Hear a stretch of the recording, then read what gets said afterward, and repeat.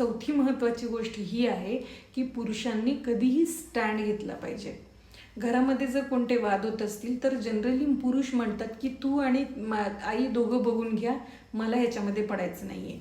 चूक. तुमच्या आईचा स्वभाव तिच्यापेक्षा जास्त तुम्हाला जास्त माहिती आहे. तुमच्या बहिणीचा स्वभाव, तुमच्या वडिलांचा स्वभाव तिच्यापेक्षा जास्त तुम्हाला माहिती आहे. तुम्ही जास्त त्या लोकांना डील करू शकता. म्हणूनच घरामध्ये जर कोणता वाद झाला तर तिच्यापेक्षा जास्त आधी जर तुम्ही स्टँड घेतला तर ह्या दोघांमधले रिलेशन्स खराब होणार नाहीत.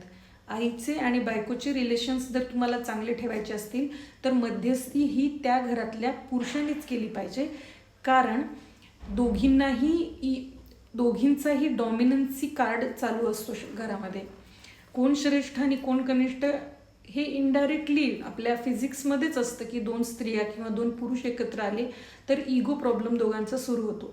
म्हणूनच कधीही सासू आणि सुनांच्या भांडणाच्या वादामध्ये कधीही पुरुषाने मध्यस्थी घेऊनच जर दोघींना त्यांच्या चुका सांगून शांत केलं आणि तिथेच सांगितलं की परत ह्या गोष्टीवरती आपल्या घरात चर्चा होणार नाही आहे, हे जर तुम्हीच सांगितलं तर तुमच्या बायकोला, तुमच्या आईला हे सांगायची गरज पडणार नाही.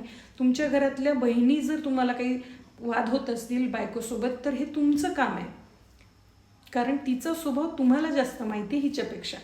जर तुम्हाला तुमच्या घरातल्या सासासुनांचं रिलेशनशिप चांगलं ठेवायचं असेल तर पुरुषांना स्टँड घेणं, पुरुषांना मध्यस्थी करणं हे अत्यंत महत्त्वाचं आहे.